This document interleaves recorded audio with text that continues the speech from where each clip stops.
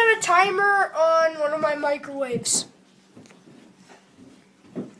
You press this button, you press the timer button, and then you see these number buttons? You do this.